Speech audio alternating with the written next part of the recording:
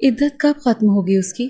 آریان نے بڑی سنجیدگی سے پوچھا تھا۔ ارسلان نے کہا چند دن بعد، لیکن کام بڑی رازداری سے ہونا چاہیے، کسی کو بھی پتہ نہ لگے۔ ارسلان نے آہستگی سے کہا۔ آریان نے سامنے رکھا چیک اٹھایا اور کہنے لگا ہو جائے گا۔ ارسلان نے کہا کہ اگلے ہفتے کو میرے گھر پر 12 بجے پہنچ جانا۔ آریان نے کہا اچھا سیٹھ، آ جاؤں گا۔ اگلے روز اس نے چیک کیش کرایا اور اپنے دوست کو بڑے ہوٹل میں کھانے کی دعوت دی۔ اس کا دوست فرحان سامنے بیٹھا بڑی حیرت سے بھرا ہوا ٹیبل دیکھ رہا تھا اور آریان کھانے میں مصروف تھا۔ کیا بات ہے، اس بار لگتا ہے بڑا ہاتھ مارا ہے۔ وہ کہنے لگا ہاں، بہت بڑا ہاتھ مارا ہے۔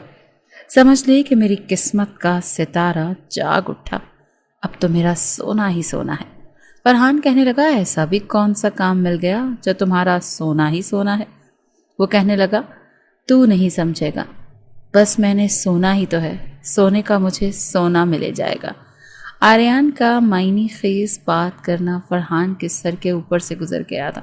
کہنے لگا ایسے کام تمہیں جانو؟ آریان کہنے لگا اس لیے کہہ رہا ہوں کہ آم کھاؤ، پیڑ مت گنو۔ ایک ہفتے بعد آریان ارسلان کے گھر پر تھا۔ گھر میں بے حد خاموشی تھی، لگ رہا تھا جیسے موت جیسا سناٹا چھایا ہوا ہے۔ آریان کو ارسلان ایک ڈرائنگ روم میں لے گیا جہاں ایک مولانا صاحب تھے، چند مرد موجود تھے۔ وہ کہنے لگے باقی کے پیسے تمہیں صبح صبح مل جائیں گے۔ آریان کہنے لگا کوئی بات نہیں سیٹھ۔ آریان جا کر مولانا صاحب کے ساتھ بیٹھ گیا۔ کچھ دیر بعد ہی ارسلان ایک کمرے سے باہر آیا، ہاتھ میں نکاح نامہ تھا۔ مولانا صاحب بھی اس کے ساتھ گئے تھے اور پھر ایجاب و قبول آریان نے کیا تھا۔ آہستہ آہستہ وہ سب لوگ جا چکے تھے۔ ایک ایک کو ارسلان نے پیسے دیے تھے اور یہی کہا تھا کہ بات مٹھی میں رہے۔ سب کے جانے کے بعد ارسلان اپنا سر پکڑ کر بیٹھ گیا۔ رات کا 1 بج رہا تھا۔ آریان جمائیاں لے رہا تھا۔ کہنے لگا کہ اب بتا کیا کرنا ہے، کمرے میں جاؤں یا پھر؟ یہ سن کر ارسلان نے قہر بھری نظروں سے اسے دیکھا تھا۔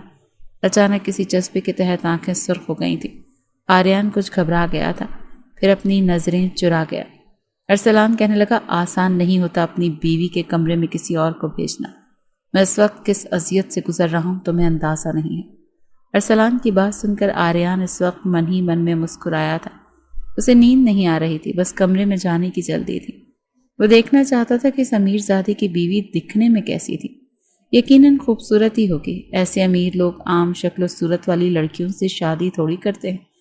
دل اندر سے مچل رہا تھا، جذبات عروج پر تھے، لیکن کم بخت ارسلان ابھی تک چپ بیٹھا تھا۔ بیچارہ آج کی رات تو باہر بیٹھا سوگ منائے گا، ساری رات جاگ کر یہ سوچے گا کہ آج کی رات اس کی بیوی کے ساتھ کیا کیا کروں گا۔ دل میں گدگدانے والے خیالات نے اسے مسکرانے پر مجبور کیا تھا۔ وہ یہی سوچ رہا تھا کہ کب ارسلان ہمت کر کے کہے کہ وہ رہا میری بیوی کا کمرہ، لیکن ارسلان نے ابھی تک کچھ نہیں کہا تھا۔ وہ اپنا سر پکڑے بیٹھا تھا۔ آریان کہنے لگا سیٹھ، اگر تم نے ابھی تک فیصلہ نہیں کیا تو میں یہیں صوفے پر سو جاؤں؟ اللہ قسم بڑی گہری نیند آ رہی ہے۔ ارسلان نے دوبارہ اسے کینہ توز نظروں سے دیکھا، پھر کہنے لگا دیکھو میری بات سنو، میں تمہیں کمرے میں اس لیے نہیں بھیج رہا کیونکہ میں نہیں چاہتا کہ تم میری بیوی کو ایک بار سے زیادہ استعمال کرو۔ تمہیں کمرے میں دیر سے بھیجنے کا مقصد بس یہی ہے۔ میں بھی یہیں بیٹھا ہوں اور تم بھی یہیں بیٹھے رہو گے۔ 4 بجے تم کمرے میں جاؤ گے، 5 بجے باہر آ جاؤ گے، آتے ہوئے اسے طلاق دے کر باہر آؤ گے۔ یہ سن کر آریان کہنے لگا سیٹھ میرے پاس اتنا بھی فالتو کا وقت نہیں، مجھے پہلے ہی بہت سخت نیند آ رہی ہے اور میں اپنا کام بہت ایمانداری سے کرتا ہوں۔ اگر ایک بار میں یہاں سو گیا تو تیری آج کی رات برباد جائے گی۔ میں اگر ایک بار سو جاؤں تو پھر مجھے کوئی جگا نہیں سکتا۔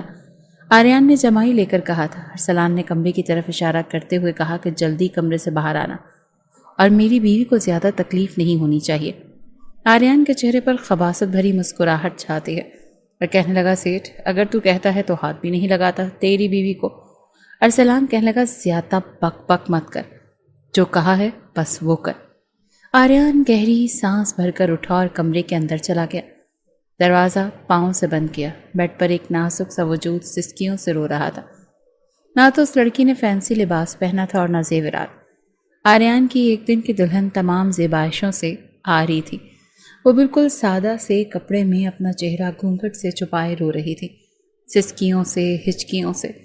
آریان بڑی بے نیازی سے چلتا ہوا اس لڑکی کے سامنے جیسے ہی بیٹھا تو وہ بدک کر پیچھے ہٹی۔ لڑکی کے سفید دودھیا ہاتھ دیکھ کر آریان کی بےتابی بڑھتی گئی۔ وہ کچھ کھسک کر لڑکی کے قریب ہوا، وہ اور پیچھے ہٹی تھی۔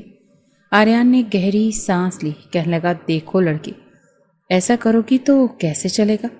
تمہارے سابقہ شوہر نے بس 1 گھنٹے کی اجازت دی ہے، اور 1 گھنٹہ اگر میں تمہارے قریب آنا اور تمہارا مجھ سے دور جانا یہی کرتے رہے تو کیسے ہوگا حلالہ؟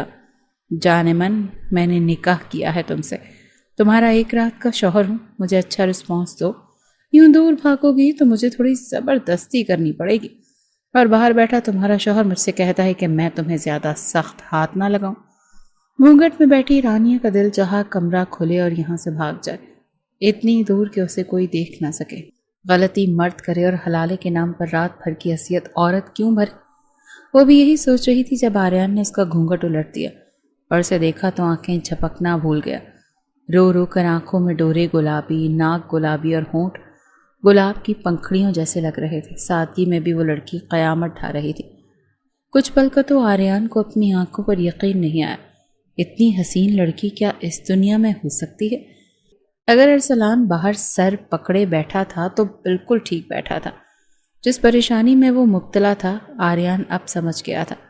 وہ کیوں کہہ رہا تھا کہ دیر سے کمرے میں جاؤ اور اس کی بیوی کے ساتھ بس 1 بار ہی رشتہ قائم کرنا، اس سے زیادہ نہیں، کیونکہ جتنی وہ حسین تھی رات بھر بھی آریان اس پر پیار نچھاور کرتا تو کم تھا۔ وہ کہنے لگا اتنی حسین لڑکی کو کون بے وقوف طلاق دے سکتا ہے؟ میں اگر تمہارے شوہر کی جگہ ہوتا تو مر کر بھی تمہیں طلاق نہ دیتا۔ عجیب بے وقوف شخص ہے۔ ارے ایسی خوبصورت لڑکی کے ساتھ ہر رات گلزار بنانے کو دل چاہتا ہے، اسے چھوڑا تو نہیں جاتا۔ ویسے برا مت منانا، تمہارا شوہر 1 نمبر کا احمق انسان ہے۔ رانیہ اس کی بات سن کر گھبرا گئی تھی۔ اس کی آنکھوں میں وارفتگی دیکھ کر دل بے چین ہوا تھا، لیکن تب تک آریان اس کا ہاتھ پکڑ چکا تھا۔ رانیہ نے اپنا ہاتھ چھڑانے کی کوشش کی، لیکن آریان ہاتھ اور بھی زیادہ مضبوطی سے پکڑ چکا تھا۔ میرا ہاتھ چھوڑو۔ ہاتھ ہے یا کوئی ریشمی رومال، تم جیسی لڑکی کو چھوڑے دل کس کمبخت کا چاہے گا؟ یہ کہہ کر وہ رانیہ کو جھٹکے سے اپنی جانب کھینچ چکا تھا۔ وہ بے ساختہ اس کے قریب ہوئی تھی، لیکن اگلے ہی لمحے فوراً سے سنبھل کر پیچھے ہٹنے کی کوشش کی تھی، مگر کوشش ناکام ہوئی تھی۔ رانیہ کے چہرے پر جھولتی لٹ کو آریان نے اپنی شہادت کی انگلی سے پیچھے کیا۔ اس کے حسین روپ کو دیکھ کر کہنے لگا، تمہیں تو سجنے سنورنے کی ضرورت ہی نہیں ہے، تمہیں اپنی خوبصورتی کا اندازہ نہیں ہے، تم ماسٹر پیس ہو لڑکی، اس لیے بہت مشکل ہے لڑکی، بہت مشکل ہے آج تم سے دور رہنا۔ رانیہ کے چہرے پر چھائی بدحواسی دیکھ کر آریان مزید بے خود ہوا تھا۔ 1 بار سے تسلی نہیں ہوگی، رانیہ کے کان کے پاس وہ بڑے مخمور لہجے میں کہہ رہا تھا۔ تمہیں دیکھ کر میری نیند تو اڑ کر رہ گئی ہے، اور نیند میں تمہاری بھی اڑا کر رکھ دوں گا۔ وہ ہچکچاتے ہوئے کہنے لگی، پیچھے رہو مجھ سے، مجھے ہاتھ مت لگاؤ۔ وہ مشکل ہی صحیح لیکن اپنا ہاتھ اس سے چھڑوا چکی تھی۔ وہ کہنے لگا، ارے ایسے کیسے ہاتھ نہ لگاؤں، میں تو تمہیں دیکھ کر پاگل ہو رہا ہوں۔ یہ رات مجھے چھوٹی لگ رہی ہے، اس لیے تمہارے نخرے نہیں دیکھوں گا۔ رانیہ اس کی باتیں سن کر اس کے ارادے جان کر رونے لگی۔ وہ کہنے لگی، میں تمہارے ساتھ۔ اس سے پہلے وہ کچھ اور کہتی وہ اس کے منہ پر ہاتھ رکھ چکا تھا۔ مجھے اور کچھ نہیں سننا۔ کمرے کا واحد لیمپ وہ بجھا چکا تھا، پھر مکمل طور پر رانیہ پر حاوی ہونے لگا۔ وہ بے حد نروس تھی، رو بھی رہی تھی۔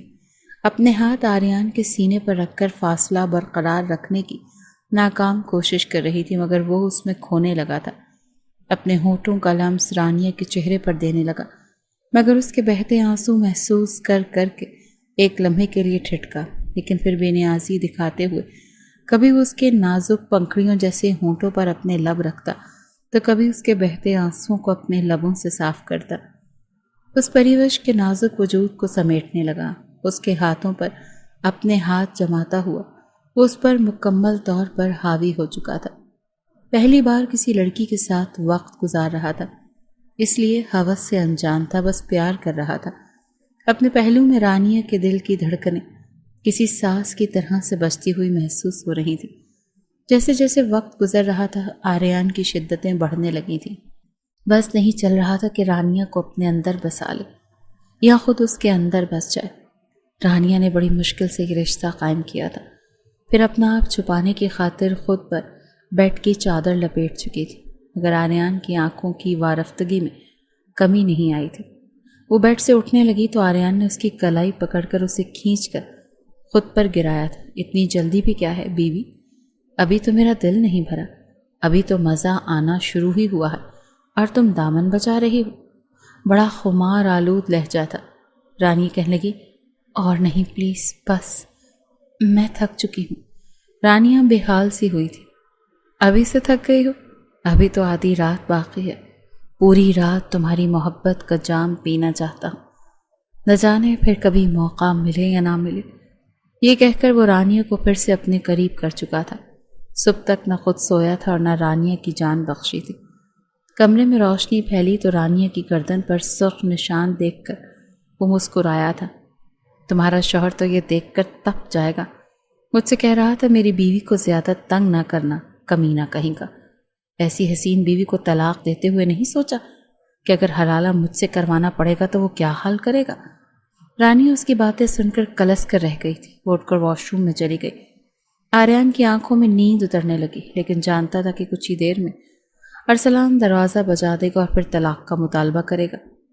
بیڈ سے اٹھ کر اپنی شرٹ پہن کر بٹن بند کرتے ہوئے اسے حیرت کا جھٹکا لگا تھا، کیونکہ جس چادر پر اس نے دیکھا تھا اس کا دماغ گھوم کر رہ گیا تھا۔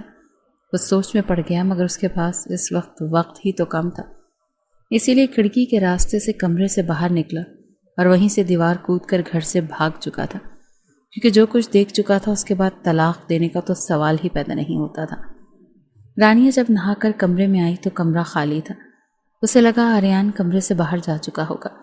پوری رات اس نے ایک اذیت سے گزاری تھی، جاگ جاگ کر، سہ سہ کر۔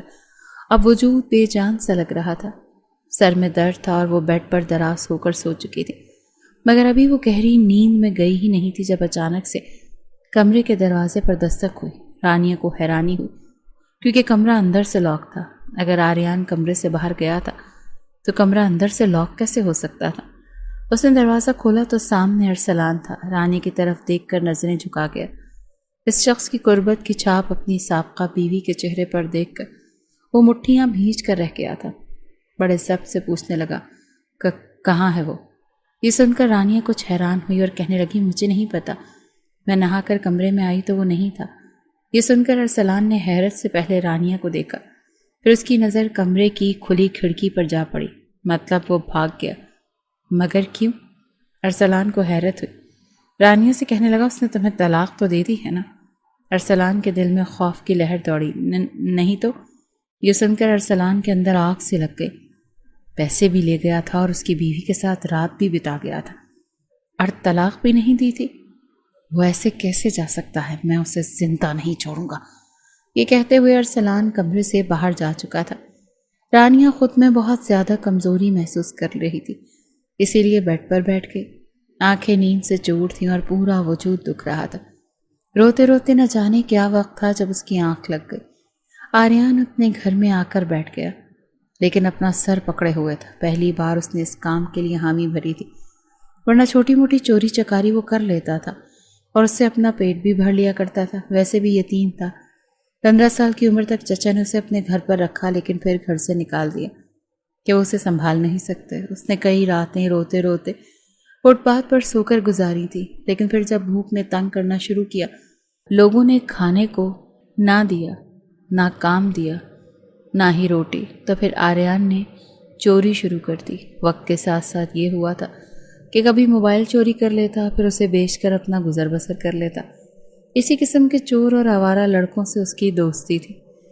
آریان شکل و صورت کا خوبصورت لڑکا تھا، لڑکوں کے ساتھ ایک چھوٹے سے گھر میں رہتا تھا جہاں کا کرایہ اسے بہت کم دینا پڑتا تھا۔ اس چھوٹے سے گھر میں زیادہ تر وہ نوجوان رہتے تھے جو گاؤں اور قصبوں سے کمانے کے لیے شہر آئے تھے، اور کوئی نوکری پر لگ گیا تھا تو کوئی اسی کی طرح ایسے ہی چھوٹی موٹی چوری کر کے اپنا گزر بسر کر رہا تھا۔ ایک دوسرے کے کپڑے بھی پہن لیتے تھے، مل کر کھانا بھی بنا لیتے تھے۔ آریان کی شکل و صورت کافی اچھی تھی، تو اس کے ساتھی نے اسے کہا کہ اگر تم لڑکیوں سے محبت کے جھوٹے ڈرامے بازی شروع کر دو تو یہ امیر لڑکیاں بہت پیسے دیتی ہیں، اچھے تحائف بھی دیتی ہیں، یہاں تک کہ لڑکوں کو بیلنس بھی دلوا کر دیتی ہیں۔ یہ سن کر آریان نے یہی شروع کر دیا۔ چھوٹا نوکیا کا موبائل اس کے پاس ہوتا تھا۔ اس نے لڑکیوں سے رات دیر تک باتیں کرنی شروع کر دی۔ کوئی امیر لڑکی پھنس جاتی تو اس کے وارے نیارے ہو جاتے، اس کے اکاؤنٹ میں کچھ پیسے بھی بھیج دیتی اور میٹھی میٹھی باتیں سن کر اس کی دیوانی ہونے لگتی۔ ایک آدھی ملاقات کے بعد تو جیسے لڑکیاں اس کی گرویدہ ہونے لگتی تھی۔ کپڑے وہ اچھے پہن کر جاتا تھا جیسے کہ کسی امیر گھرانے سے اس کا تعلق ہو۔ لڑکیوں کا ہاتھ پکڑنا، قریب بیٹھنا، یہاں تک کہ ماتھے پر بوسہ دینا، یہاں تک تو کافی تھا، لیکن اس سے آگے وہ کبھی نہیں بڑھا تھا۔ کچھ ڈر تھا کہ لڑکی تھپڑ نہ مار ڈالے، اور کچھ اپنا بھی ارادہ ایسا نہیں تھا۔ یوں ہی زندگی آگے بڑھ رہی تھی جب اس کے دوست نے کہا کہ ایک آفس میں کام کرتا ہوں، وہاں کا باس کہتا ہے کہ اسے ایک خوش شکل نوجوان چاہیے اور اتنا ہی شریف اور پیسوں کا ضرورت مند۔ آریان کہنے لگا ایسا کرو تم میری تصویر اسے دکھا دو، شاید میری کوئی نوکری لگ جائے، کیونکہ یہ چھوٹے موٹے کاموں سے اب گزارا نہیں ہوتا۔ اس کا دوست آریان کی تصویر ارسلان کے پاس لے گیا۔ ارسلان نے کہا اس لڑکے سے میں ملنا چاہتا ہوں۔ پہلی ملاقات آریان نے ارسلان کے آفس میں ہی کی تھی، لیکن جب اسے یہ بتایا کہ غلطی سے وہ اپنی بیوی کو طلاق دے بیٹھا ہے اور وہ حلالہ کرانا چاہتا ہے، لیکن کسی ایسے نوجوان سے جس نے پہلے کبھی ایسا کوئی کام نہ کیا ہو اور وہ نہایت شریف ہو، مقصد یہ کہ اس کی بیوی کو صبح ہوتے ہی طلاق دے دے اور اس کی بیوی کے ساتھ زیادہ وقت نہ گزارے۔ پہلے تو آریان سوچ میں پڑ گیا کیونکہ پہلے کبھی ایسا کچھ کیا ہی نہیں تھا، لیکن پھر سوچا کہ رقم اسے بہت زیادہ مل رہی ہے، پورے 5 لاکھ، اور یہ اس کے لیے اچھی خاصی رقم تھی۔ پھر ارسلان نے کہا تھا کہ طلاق دینے کے بعد بھی اسے 2-3 لاکھ دے دے گا۔ آریان نے اپنے کسی دوست سے مشورہ تک نہیں لیا اور ہاں کر دی، لیکن اس کی بیوی کو دیکھ کر وہ جذبات کے ہاتھوں بہک چکا تھا۔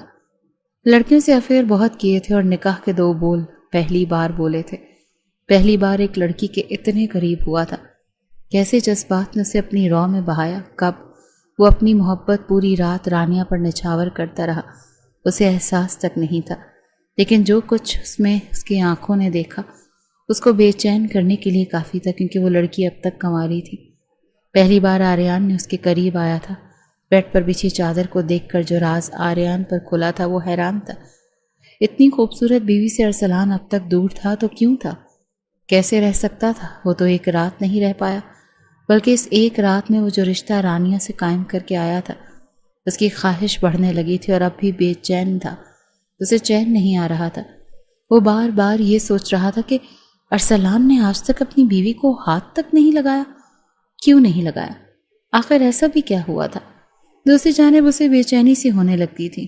وہ سوچ رہا تھا کہ اگر اس نے طلاق دے دی تو ارسلان رانیہ سے دوبارہ نکاح کرے گا، اس کے قریب جائے گا، اور اس بات نے آریان کی رات کی نیندیں اڑا کر رکھ دی تھی۔ پہلی بار ایسا ہوا تھا کہ آریان سویا سویا ہڑبڑا کر اٹھ بیٹھا تھا۔ لگتا تھا کہ ارسلان رانیہ کے قریب ہے۔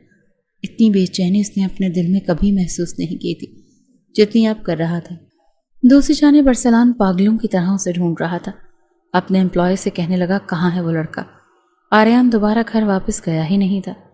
وہ اس کا گھر بھی دیکھ چکا تھا، وہ کہاں تھا کسی کو کچھ پتہ نہیں تھا۔ وہ طلاق دینا ہی نہیں چاہتا تھا، اس لیے ارسلان سے چھپتا پھر رہا تھا۔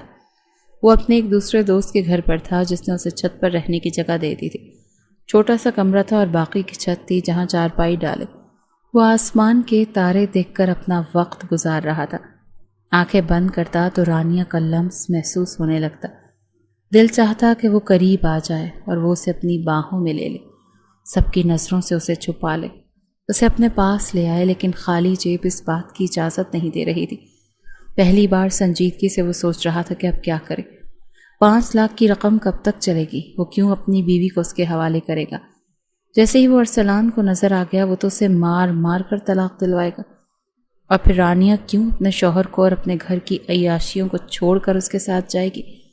وہ بے حد پریشان تھا۔ دوسری جانب رانیہ بھی پریشان تھی۔ ارسلان سے اس کی شادی کو 1 سال گزر گیا تھا، لیکن ارسلان اس کے پاس نہیں آیا تھا۔ آتا بھی تھا تو کہتا تھا کہ ابھی تم چھوٹی ہو، میری شدتوں کو برداشت نہیں کر سکتی۔ حالانکہ وہ 20 سال کی تھی۔ کبھی کبھی اسے خواہش ہوتی تھی کہ ارسلان اس کے قریب آئے، اپنی محبت اس پر نچھاور کرے، اور کبھی کبھی وہ آتا بھی تھا اپنے دل کے ہاتھوں مجبور ہو کر، کیونکہ رانیہ بے حد خوبصورت تھی۔ رانیہ کا تعلق ایک متوسط گھرانے سے تھا، لیکن اپنے دوست کی شادی میں ارسلان کی منظور نظر ہو چکی تھی۔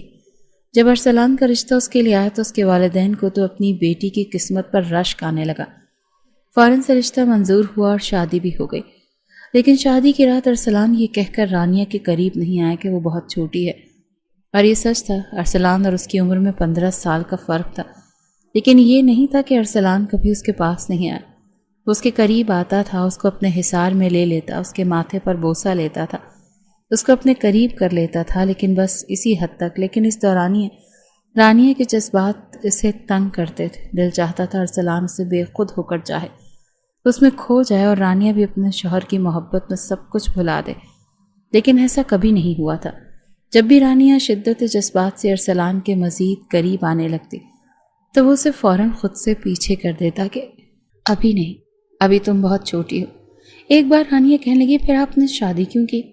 ارسلان، مجھے کچھ ہوتا ہے، میرا دل چاہتا ہے کہ آپ میرے بے حد قریب آئیں۔ اپنے منہ سے اپنی خواہش کا اظہار کرنا بھی مشکل لگتا تھا۔ وہ کہنے لگا، اگر میں تمہارے قریب آیا تو پھر بچہ ہونے والا ہو جائے گا، اور تم تو ابھی بہت چھوٹی ہو، سنبھال نہیں پاؤ گی۔ میں نہیں چاہتا کہ اتنی جلدی تم ان جھمیلوں میں پڑو۔ لیکن رانیہ کبھی کبھی بے بس سی ہونے لگتی تھی۔ وہ روز ارسلان کے لیے تیار ہوتی اور وہ آتے ہی اسے معانقہ بھی کرتا تھا، ماتھے پر بوسہ بھی لیتا تھا، لیکن اس کے جذبات کو کبھی بھی ویسے تسکین نہیں پہنچائی جیسے پہنچانی چاہیے تھی۔ کچھ رانیہ اس رشتے سے بھی ناواقف تھی، جذبات پریشان کرتے تھے، لیکن پتہ نہیں تھا کہ رشتہ کیسے قائم ہوتا ہے اور کیا ہوتا ہے۔ کبھی کبھی اسے لگتا تھا کہ بس جو ارسلان کرتا ہے یہی ہوتا ہوگا۔ ایک تو اسے وہ سکون نہیں دے پا رہا تھا جس کی وہ حقدار تھی، دوسرا اگر کوئی تیسرا یا کوئی بھی اسے نظر بھر کر دیکھ لیتا تو ارسلان سے برداشت نہیں ہوتا تھا۔ وہ رانیہ کو یوں چھپا کر رکھتا جیسے وہ کوئی قیمتی چیز ہو اور کوئی رانیہ کو اس سے چرا کر لے جائے گا۔ بہت انسیکیور سا فیل کرتا تھا، اسے کہیں جانے نہیں دیتا تھا، یہاں تک کہ وہ اسے مائکے بھی جانے نہیں دیتا تھا۔ وہ اپنے ساتھ لے کر جاتا تھا، اس کے والدین سے ملوا کر واپس اپنے ساتھ ہی لے کر آتا تھا، تاکہ کوئی رانیہ سے یہ نہ پوچھ لے کہ تمہارا شوہر تمہارے ساتھ کس طرح سے رہتا ہے۔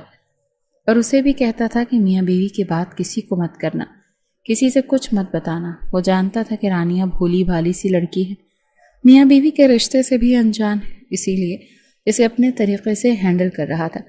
اسے ہر آسائش دیتا، لیکن اسے قید کر کے رکھا ہوا تھا۔ ایک بار وہ لان میں بیٹھی تھی جب ایک بال اندر آ گئی۔ باہر لڑکے کرکٹ کھیل رہے تھے۔ رانیہ نے بال پکڑ کر دروازہ کھول کر نوجوان کو پکڑا دی تو وہ رانیہ کو دیکھتا رہ گیا، کہنے لگا، مجھ سے دوستی کرو گی؟ یہ سن کر رانیہ گھبرا گئی۔ عین اسی وقت ارسلان کی گاڑی بنگلے کے باہر کھڑی ہوئی تھی۔ وہ لڑکا بار بار کہہ رہا تھا، تم بہت خوبصورت لڑکی ہو، پلیز مجھ سے دوستی کر لو۔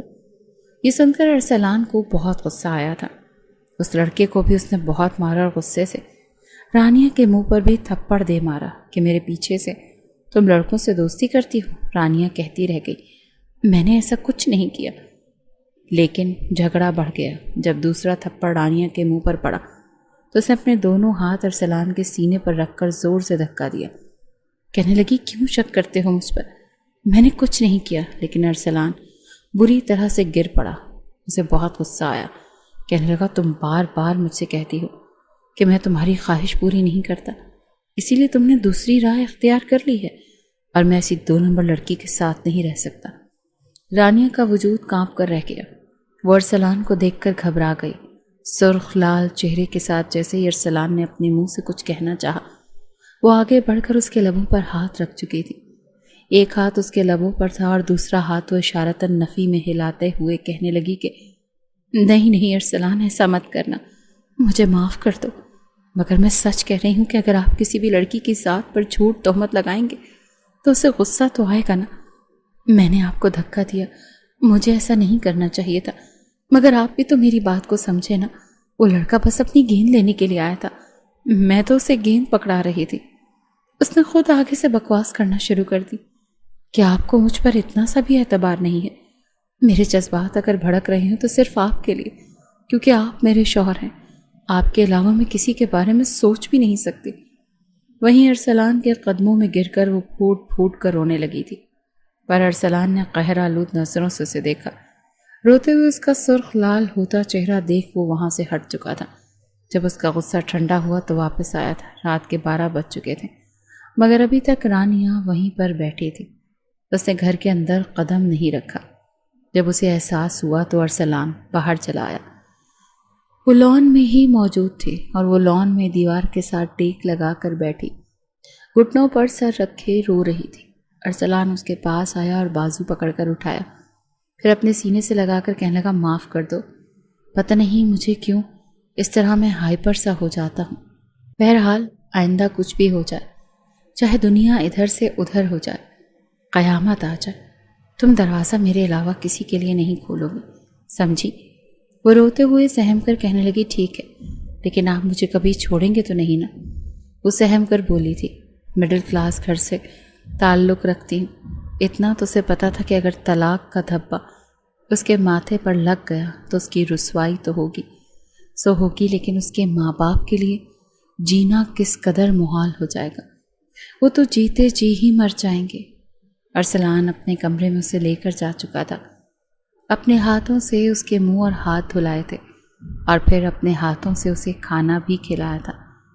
اس صوفے پر بیٹھی ابھی بھی اپنی سرخ آنکھیں لیے سر جھکا چکی تھی جب اسے بستر پر لے آیا اور اپنی باہوں کے گھیرے میں لے کر اپنے پاس لٹا لیا۔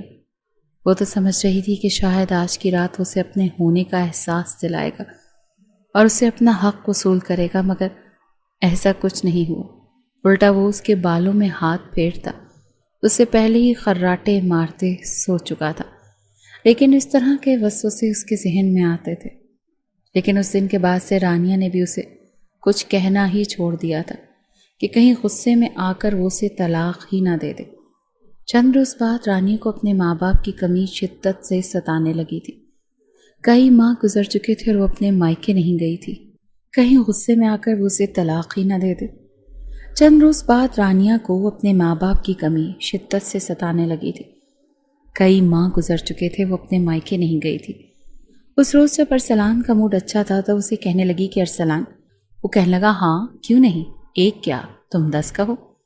وہ مسکرا کر اس کے پاس بیٹھی اور بازو تھام کر کہنے لگی کتنے ماہ ہو گئے ہیں میں اپنے ماما بابا سے نہیں ملی، کیا آپ مجھے میرے ماما بابا کے پاس ملوانے کے لیے لے جائیں گے؟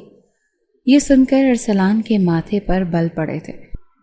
وہ کہنے لگا دیکھو بیوی ہو تم میری، اب تمہارا تعلق مجھ جیسے لوگوں کے ساتھ ہونا چاہیے، مجھے بار بار ان تنگ گلیوں میں جانا اچھا نہیں لگتا۔ وہ تنگ گلیاں، گندی گلی، محلے کے بچے میری گاڑی کو دیکھ کر پیچھے بھاگنا شروع ہو جاتے ہیں، یہ سب کچھ میں افورڈ نہیں کر سکتا۔ رانیہ کے چہرے کی رنگت بدل چکی تھی، مگر آج اس کی غیرت بھی جاگ چکی تھی۔ اگلے ہی پل وہ کہنے لگی اگر آپ کو یہ سب کچھ اچھا نہیں لگتا تھا تو پھر مجھ سے شادی کیوں کی؟ آپ تو کہتے تھے کہ آپ کو مجھ سے محبت ہے، لیکن یہ کیسی محبت ہے؟ آپ تو الٹا میرے ماں باپ کی تذلیل میرے ہی سامنے کر رہے ہیں، اور میں اس ڈر سے آپ سے کچھ نہیں کہہ رہی کہ کہیں آپ مجھے چھوڑ نہ دیں۔ وہ جس انداز میں بولی تھی ارسلان اس کا چہرہ دیکھتا رہ گیا۔ اسے محسوس ہو چکا تھا کہ وہ اسے پریشان کر چکا ہے، اسے تکلیف دے چکا ہے۔ پھر کہنے لگا نہیں میرا مطلب وہ نہیں تھا، چلو چھوڑو سب باتوں کو، آج میں آفس نہیں جاتا، ہم دونوں تمہارے گھر جائیں گے، میں وہیں پر رہوں گا جب تک تم کہو گی۔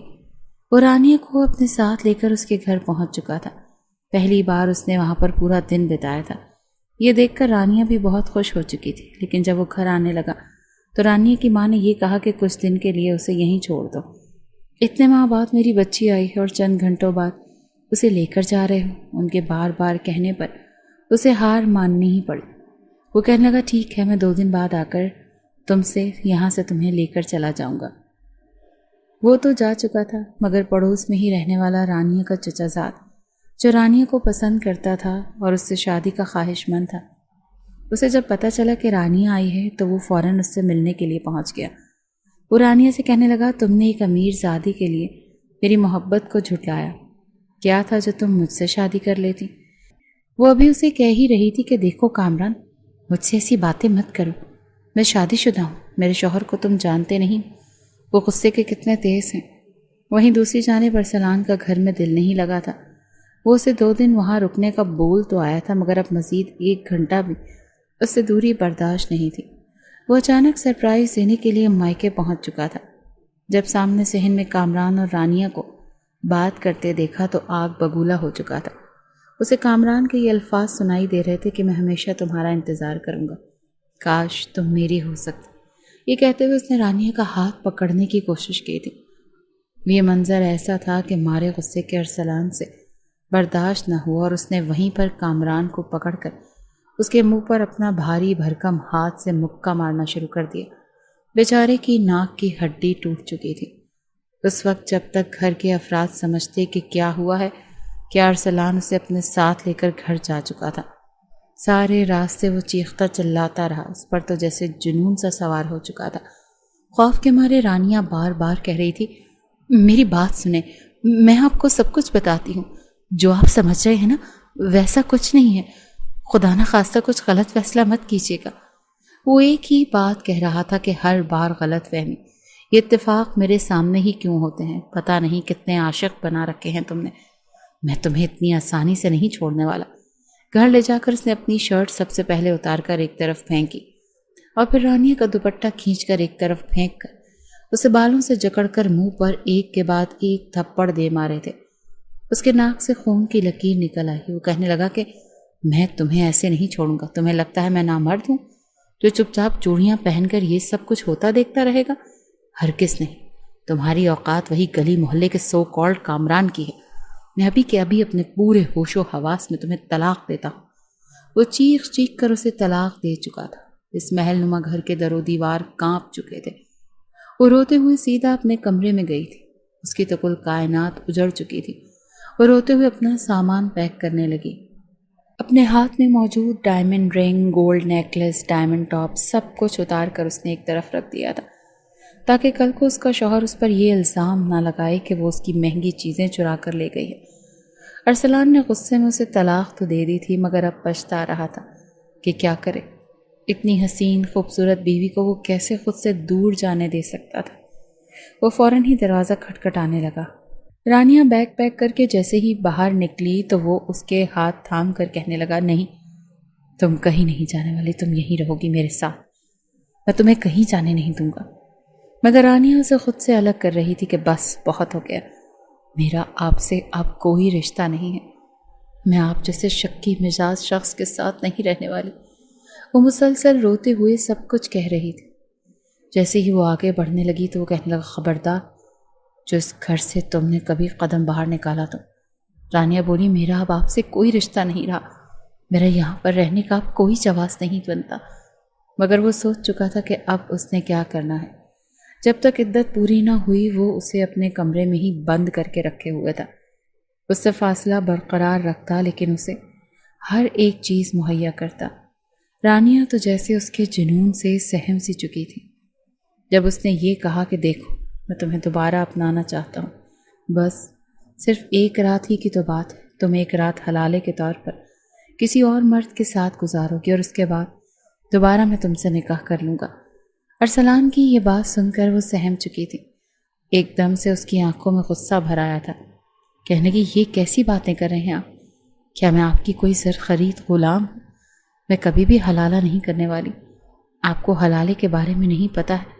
ایک رات کسی مرد کے ساتھ گزار کر پھر طلاق لے کر دوبارہ پہلے شوہر کے پاس واپس آ جانا حلال ہے؟ ایسا نہیں ہوا کرتا جیسے آج کل کے دور میں اس کا مذاق بنا دیا گیا ہے۔ مگر اسے ایسے اپنے سامنے بولتا دیکھ وہ اسے گردن سے پکڑ چکا تھا۔ وہ ایک دم سے سختی برتنا چاہتا تھا لیکن اگلے ہی پل کچھ سوچ کر دھیما پڑ گیا تھا۔ وہ کہنے لگا، دیکھو، میں تمہارا شوہر ہوں، تمہارے وجود کے ایک ایک پور پر میرا حق ہے، اسی لیے چپ چاپ جو کہہ رہا ہوں وہ کرو، فالتو کی بات میرے سامنے مت کرنا۔ اسے خاموش کروا چکا تھا اور یوں وہ شادی شدہ ہونے کے باوجود بھی کنواریوں جیسی زندگی گزارتی آریان کی بیوی بن چکی تھی۔ ایک ہفتہ گزر چکا تھا لیکن ابھی تک آریان کا کوئی اتا پتہ نہیں تھا۔ مارے غصے کے ارسلان تو ایک پل چین کو نہیں بیٹھا تھا۔ اپنے خاص لوگوں کو اس نے خاص حکم دیا تھا کہ جاؤ اور جا کر اسے ڈھونڈ کر لاؤ، جہاں سے بھی ملے، زندہ ہو یا مردہ۔ اگر کسی طرح کوئی چالاکی دکھائے تو بے شک شوٹ کر دینا، جان تو چھٹ جائے گی، مجھے بس میری بیوی میری ہونی چاہیے، چاہے طلاق یافتہ ہو کر آئے یا پھر بیوہ ہو کر۔ کمرے کے دروازے کے پاس کھڑی رانی اس کی الفاظ سن کر وہیں صوفے پر سر پکڑ کر بیٹھ چکی تھی۔ نہ چاہتے ہوئے بھی وہ ان لمحات کو بھلا نہیں پا رہی تھی جب آریان اس کے قریب آیا تھا۔ اس کے جذبات کی شدت جس طرح اس نے اپنے وجود پر ٹوٹتی محسوس کی تھی، یاد کر کے وہ جھرجھری سی لے کر رہ گئی تھی۔ آریان ایک ہفتے سے جیسے آگ کی بھٹی میں جھلس رہا تھا۔ اس کے دوست اسے کہتے کہ لمبا ہاتھ مارتے، ابھی بھی وہ ایک بازار میں کھڑے تھے۔ دو موٹی عورتیں اپنے کاندھوں پر پرس ڈالے چل رہی تھیں۔ تبھی ایک عورت کے پرس کی زپ کھلی رہ گئی۔ اس کا دوست کہنے لگا، ابھی ہاتھ صاف کرتے ہیں، اس عورت کو کہاں پتہ چلے گا۔ آج تو پیزا پارٹی بنتی ہے، مگر اس کا دل تو جیسے ہر ایک چیز سے اچاٹ ہوتا چلا جا رہا تھا۔ بار بار یہ خواہش اندر ٹھاٹھیں مارتے دریا کی طرح محسوس ہو رہی تھی کہ ایک بار پھر وہ لڑکی کے قریب جائے، اسے اپنے قریب محسوس کرے۔ جب مزید اس سے برداشت نہ ہوا تو وہ وہاں چلا آیا۔ آس پاس سے اسے خبر بھی مل چکی تھی کہ ارسلان سیٹھ اسے پاگلوں کی طرح ڈھونڈ رہا ہے، زندہ یا مردہ۔ وہ اگر دن دہاڑے اس لڑکی کے قریب جاتا تو یقیناً اسے پکڑ لیا جاتا۔ اسی لیے وہ جیسے ہی رات کا اندھیرا ہر سو پھیلنے لگا تو پچھلے پہر شروع ہوتے ہی وہ اس کے گھر کے قریب آیا۔ دیواریں پھلانگتا پائپ لائن کے ذریعے چڑھ کر گھروں میں جانا تو اس کا پسندیدہ مشغلہ تھا۔ وہ دیوار پھلانگ کر اندر داخل ہوا اور سیدھا گھر کے پچھلی جانب سے دیوار پھلانگتا ہوا اس کمرے کی طرف جانے لگا جس میں رانیہ رہتی تھی۔ بڑی خاموشی کے ساتھ اس نے یہ سب کچھ کیا تھا۔ جب کھڑکی کے قریب پہنچا تو اندر کا منظر دیکھ کر وہیں پر رک گیا تھا۔ پردہ تھوڑا سا سرکا ہوا تھا اور سامنے ڈری سہمی رانیہ بیٹھی تھی۔ اس کے ہاتھ کو سختی سے ارسلان پکڑ کر بیٹھا تھا۔ غصے سے کہنے لگا، اس آریان کے بچے کو تو میں نہیں چھوڑنے والا۔ نہ جانے تم نے اسے کون سے اپنے حسن کے جال میں پھنسایا ہے کہ وہ لڑکا تمہیں طلاق دیے بغیر ہی چلا گیا۔ ایک منٹ کہیں تم نے خود ہی تو اسے نہیں یہاں سے بھگا دیا تاکہ مجھ سے شادی نہ کر سکو۔ یہی تو تم چاہتی تھی کہ مجھ سے ہمیشہ ہمیشہ کے لیے دور چلی جاؤ، ہے نا؟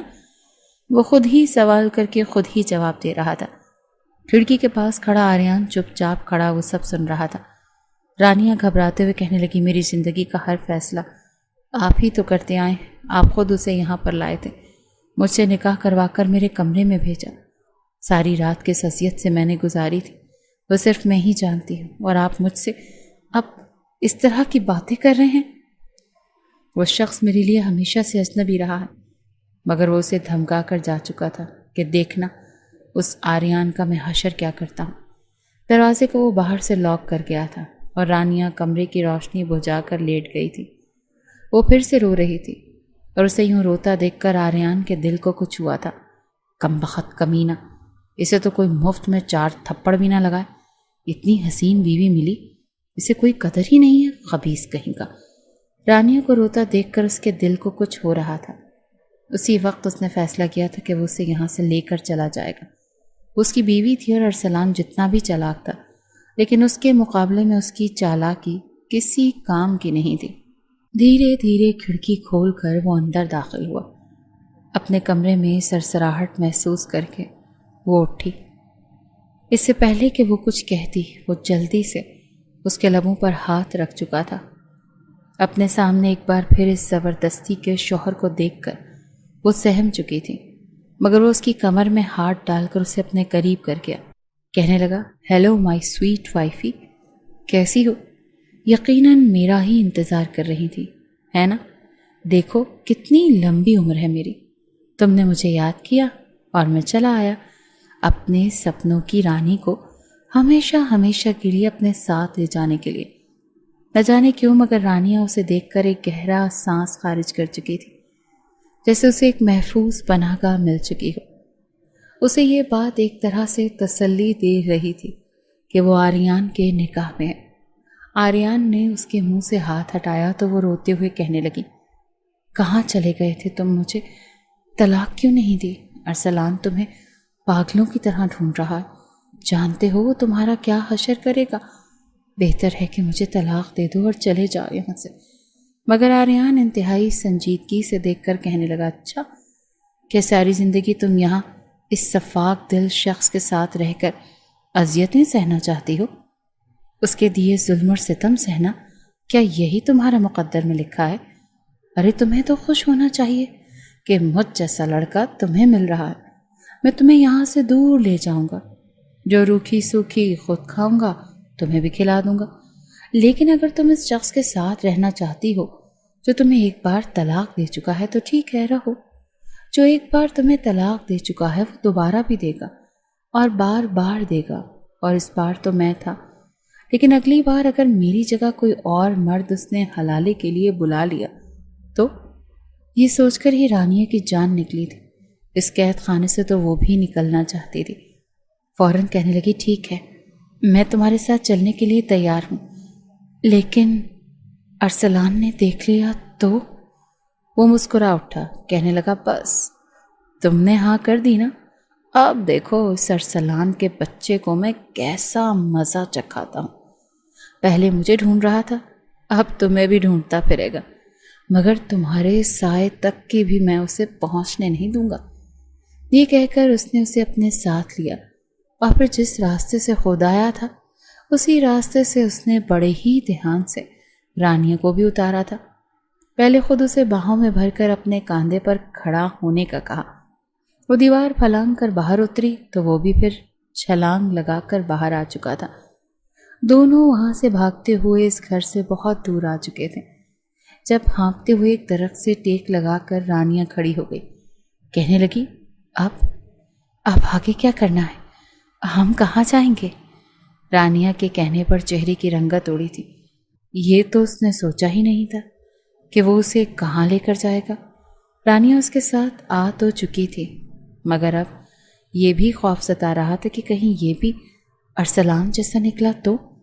جب اس نے رانیہ کا ہاتھ پکڑا اور اپنے ساتھ اپنے ایک دوست کے گھر لے کر آ گیا۔ فون پر اسے پہلے ہی بتا چکا تھا کہ مجھے 2 دن کے لیے تمہارے اوپر کے پورشن کی چابیاں چاہیے۔ اوپر والا پورشن وہ ویسے بھی کرائے پر دینا چاہتے تھے، اسی لیے جیسے تیسے اس نے چابیاں آریان کو دے دی اور یوں اس کے گھر کی اوپری حصے میں اسے لے کر آیا۔ کمرے میں ضرورت کا سارا سامان پڑا تھا۔ رانیہ گھبراتے ہوئے کہنے لگی کہ ارسلان ہم تک پہنچ تو نہیں جائے گا نا؟ اگر پہنچ گیا تو وہ ہماری جان ہی لے لے گا۔ وہ کہنے لگا نہیں، ایسا کچھ نہیں ہونے والا، تم فکر مت کرو، جاؤ فریش ہو کر آؤ۔ آتے ہوئے وہ اتنے 2-3 جوڑے کپڑے اٹھا کر لے آئی تھی۔ جیسے ہی فریش ہو کر نکلی تو سامنے بیٹھے آریان کی نظریں اس کے وجود سے ہٹ ہی نہیں پا رہی تھی۔ آگے بڑھ کر اس نے اسے اپنی باہوں میں بھر لیا اور جیسے اس میں کھوتا چلا جا رہا تھا۔ آج کی رات جو کہ آدھی بیت چکی تھی وہ اس کے ساتھ رنگین بنانا چاہتا تھا، مگر وہ فوراً اس سے پیچھے ہٹنے لگی۔ وہ کہنے لگی پلیز میرے قریب مت آؤ، مجھے اس رشتے کو سمجھنے تو دو۔ اس وقت میری کیا کیفیت ہے، کیا آپ سمجھ نہیں رہے؟ وہ جس انداز میں بولی تھی آریان اسے دیکھنے لگا۔ وہ کہنے لگا کیا مطلب، کیسی کیفیت ہے؟ بیوی ہو تم میری، اپنے پاس لے آیا ہوں میں تمہیں۔ اب پہلی شادی ہے، اتنی خوبصورت بیوی ہے، تھوڑا وقت تو بتانے دو۔ میں گناہ تھوڑی کر رہا ہوں، اس وقت تو وقت ہی کم تھا، میں ٹھیک سے کچھ کر ہی نہیں پایا۔ رانیہ کو لگا جیسے وہ کوئی کٹ پتلی ہے، کھلونا ہے جو 2 مردوں کے بیچ استعمال ہو رہی ہے۔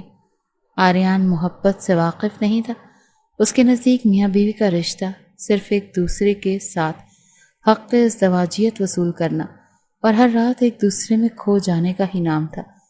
وہ نہیں جانتا تھا کہ شادی جیسا بندھن کیا ہے، محبت کے اصول کیا ہیں۔ وہ اسے باہوں میں بھر کر زبردستی اس کے قریب آنے لگا، یہاں تک کہ وہ اس کے لبوں پر ایک بار پھر اپنا لمس چھوڑنا چاہتا تھا کہ جب اس کی سسکیاں سن کر ایک دم سے وہ سنجیدہ سا ہو گیا۔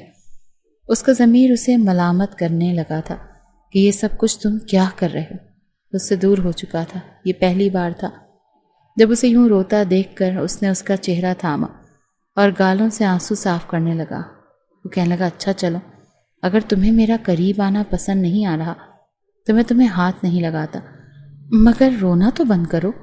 دیکھو تم نہ روتی ہوئی بالکل بھی اچھی نہیں لگتی، جب تم روتی ہو نا تو تمہارا یہ جو چھوٹا سا ناک ہے نا وہ سرخ ہو جاتا ہے، اور تمہاری آنکھیں اور یہ گال پہلے ہی جیسے سفید ہیں، روتی ہو تو گلابی پڑنے لگتے ہیں، اور میرا دل چاہتا ہے کہ بس میں پتہ نہیں کیا کر ڈالوں تمہارے ساتھ۔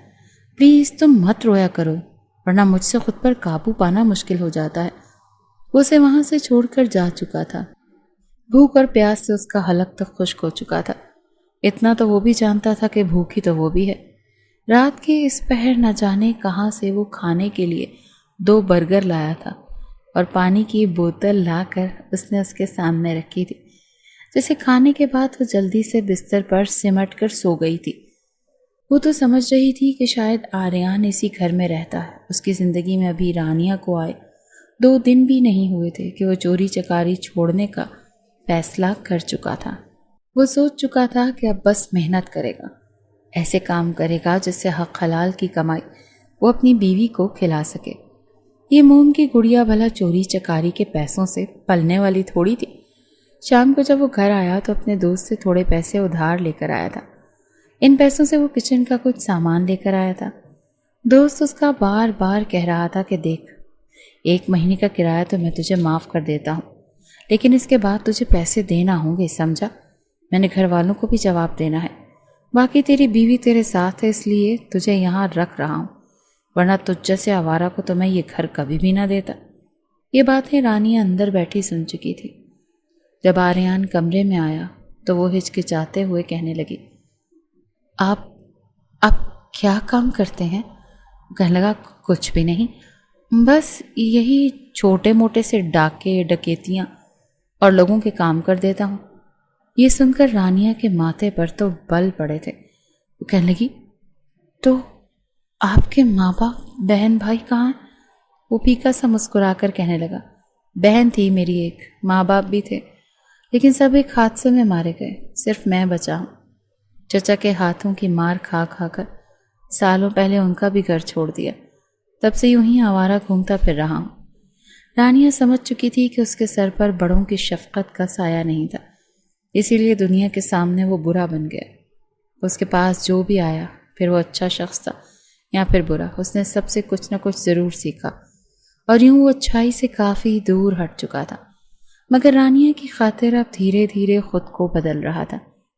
رانیہ کے بارہا منع کرنے پر دوبارہ وہ رانیہ کے قریب نہیں آیا تھا۔ ایک رات وہ ایک دکان پر کام کروانے کے بعد مزدوری لے کر گھر آیا تو تیز بارش شروع ہو چکی تھی۔ اس کمرے کی چھت ابھی کچی تھی، اسی لیے تیز طوفانی بارش میں رانیہ کے بستر پر چھت ٹپکنے لگی۔ وہ ہڑبڑا کر اٹھ بیٹھی۔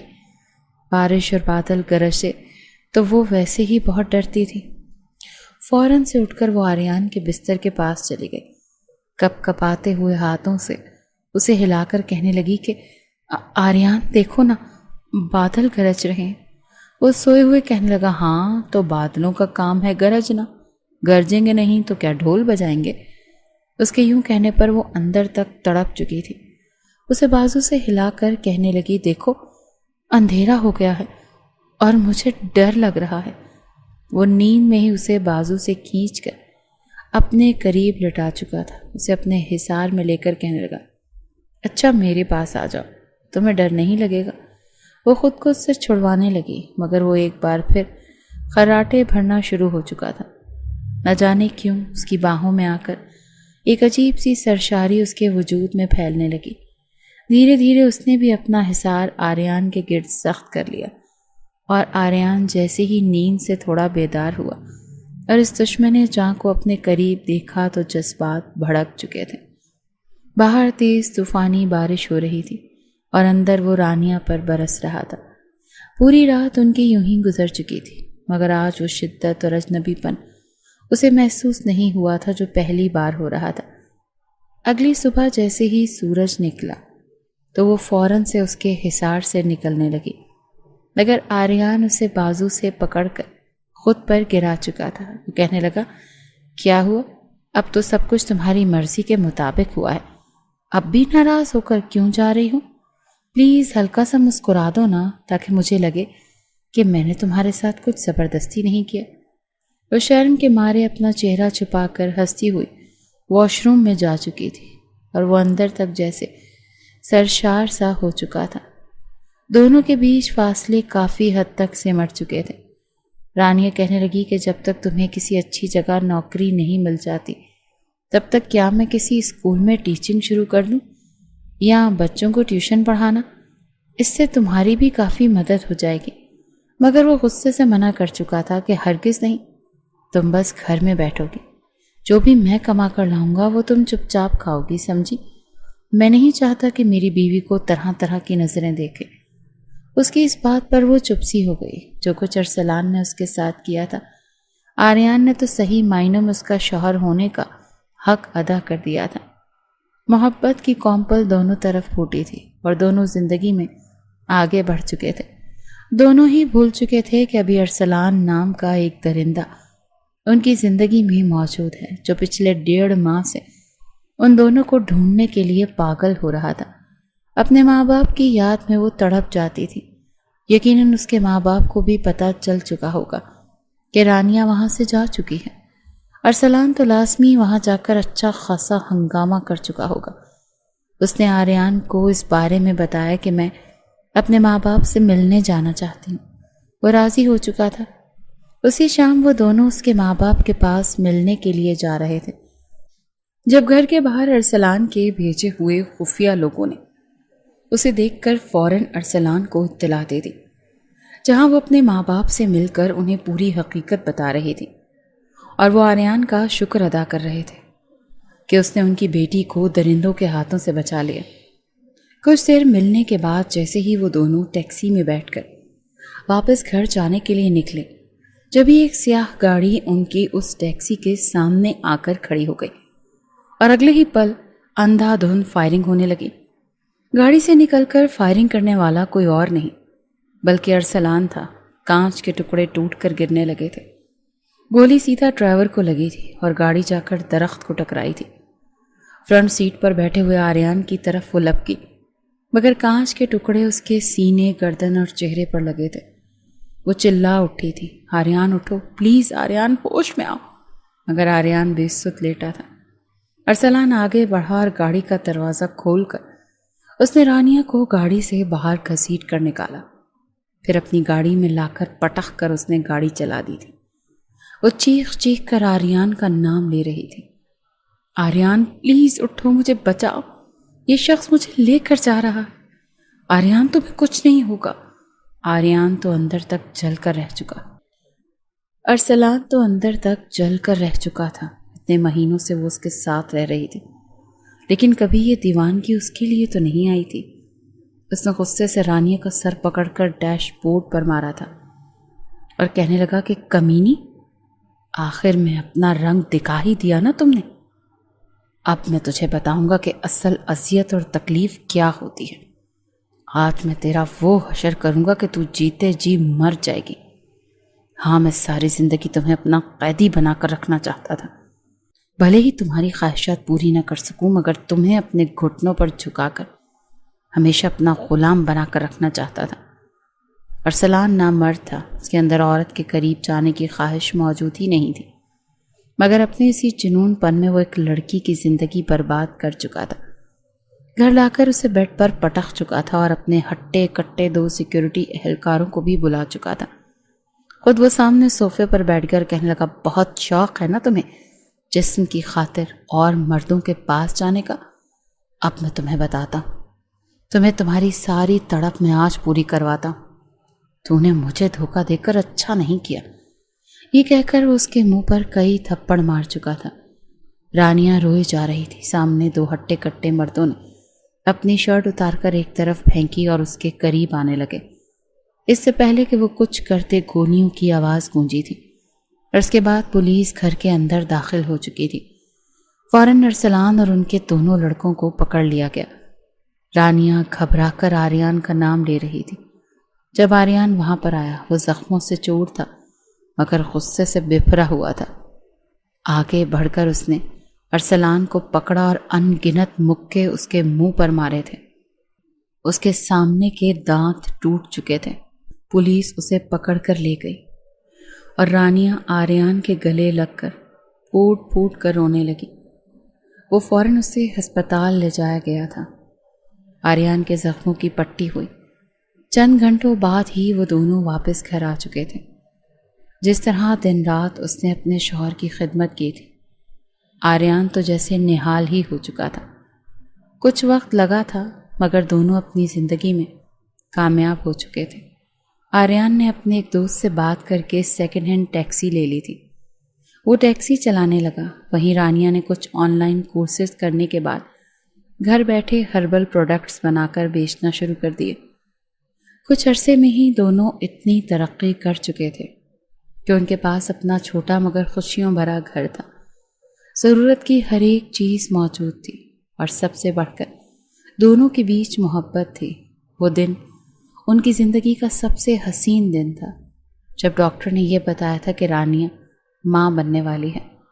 آریان کی تو خوشی کی انتہا نہیں رہی تھی۔ وہ کہنے لگا، ڈاکٹر صاحبہ، بیٹا ہے یا بیٹی؟ ڈاکٹر ہنس پڑی، کہنے لگی، ابھی تو 1 ہفتہ بھی نہیں ہوا، یہ راز تو کچھ ماہ بعد ہی کھلے گا۔ مگر وہ اس قدر اتاولا ہو رہا تھا، کہنے لگا نہیں، وہ میں اس لیے پوچھ رہا تھا کہ اگر لڑکا ہے تو لڑکے کی شاپنگ کرنا شروع کر دیں، اور اگر بیٹی ہے تو بیٹی کے لیے میں ابھی سے ہی کھلونے، کپڑے اور چیزیں خریدنا شروع کر دوں۔ یہ سن کر ان کی خوشی کی کوئی انتہا نہ رہی جب ڈاکٹر نے بتایا کہ رانیہ جڑواں بچوں کی ماں بننے والی ہے۔ 9 ماہ بعد اس نے ایک بیٹے اور بیٹی کو جنم دیا تھا۔ دونوں کی زندگی اب مکمل ہو چکی تھی۔